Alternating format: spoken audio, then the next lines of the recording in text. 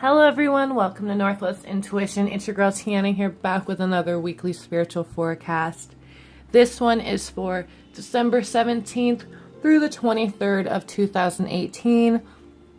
If you're catching me around the replay, don't fret, honey, because Spirit has messages for you when you need them the most. So please sit back, relax, and enjoy your reading.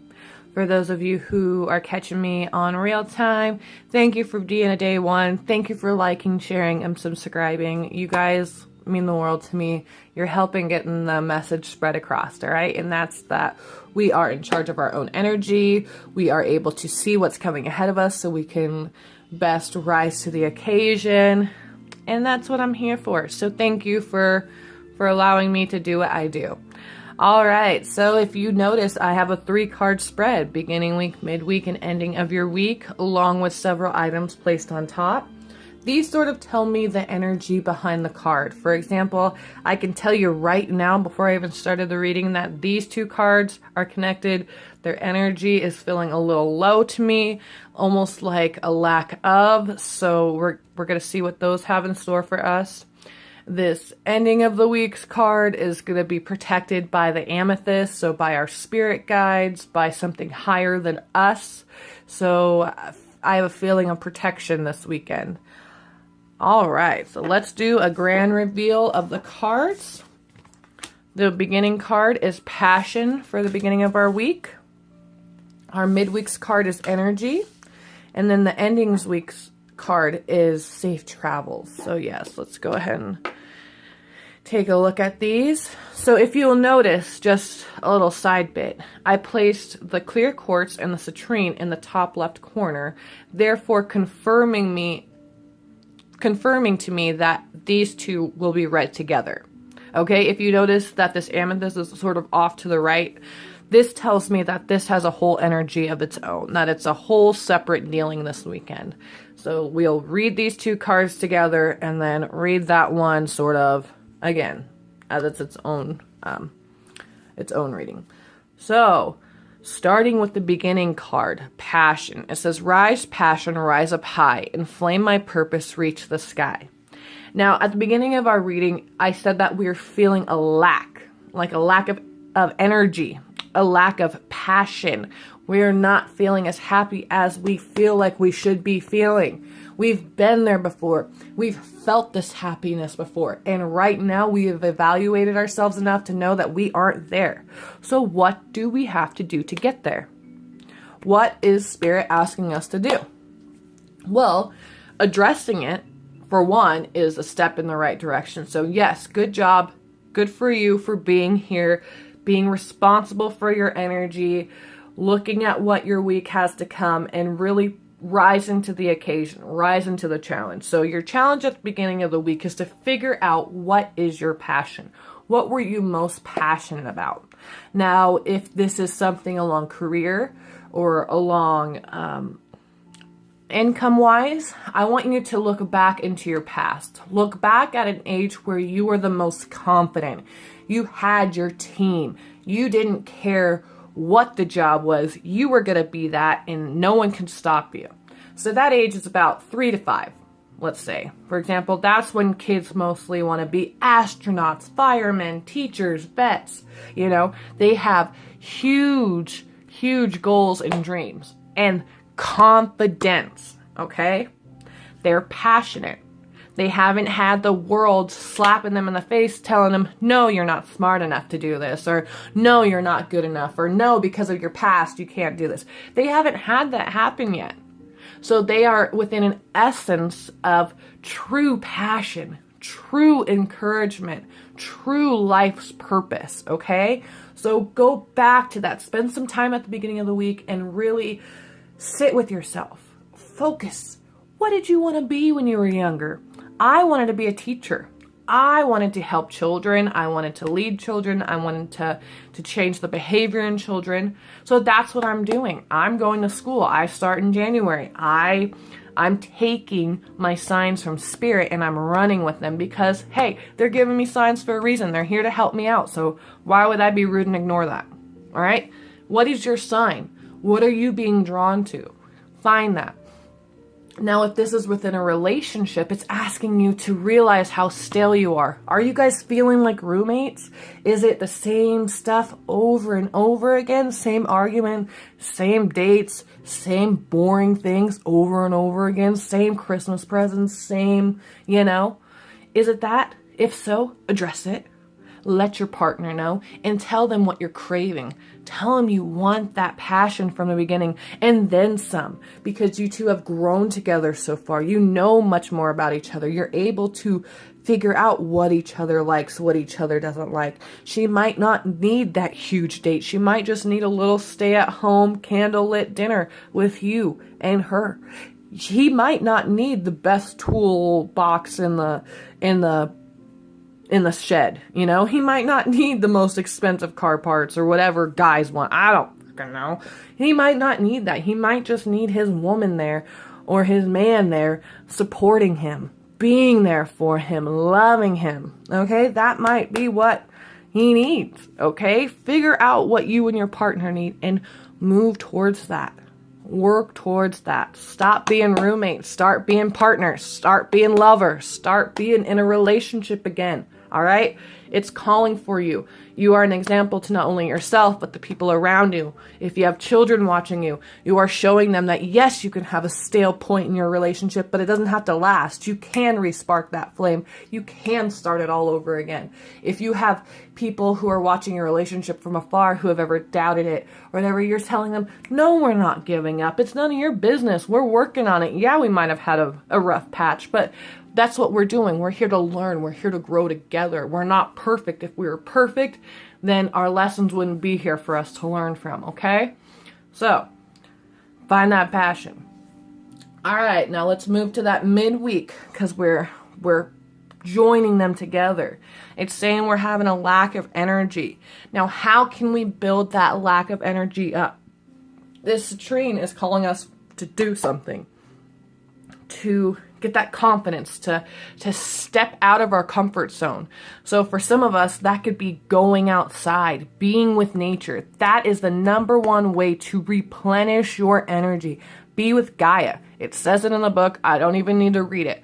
This card is all about being outside, replenishing yourself, making your roots touch the ground, feeling that energy come throughout your body, feeling what nature has to offer you all around, the noises, the scenery, the stimulation for your eyes, your nose, your hearing, the touch.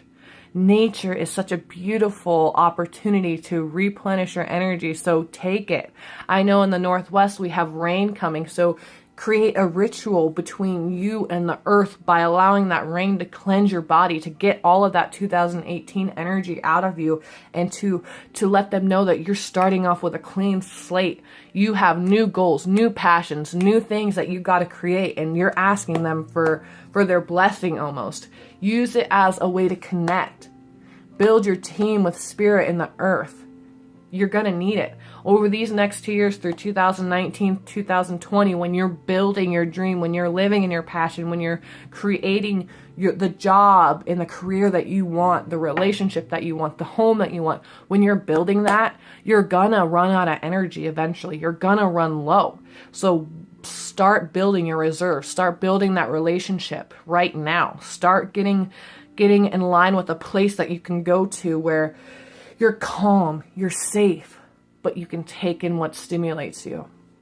All right? Find your utopia within your town. And if it's not a place, find that person. Find that person that pumps you up, that lets you know, hey, you can do this. Don't let anyone stop you. That person that's going to be real with you. That person that's going to allow you to be who you truly are. Not because of what they want you to be, but because it's what you want to be. Find that person. We have all met that person at least one time in our life. It's up to us to reconnect, rekindle that relationship if we want to use its benefits, okay? So that's what we're doing at the beginning of this week. Is we're rebuilding our passion with what we love, with who we love, and then we're replenishing our energy by going out into nature, by taking in our steam, our scenery, by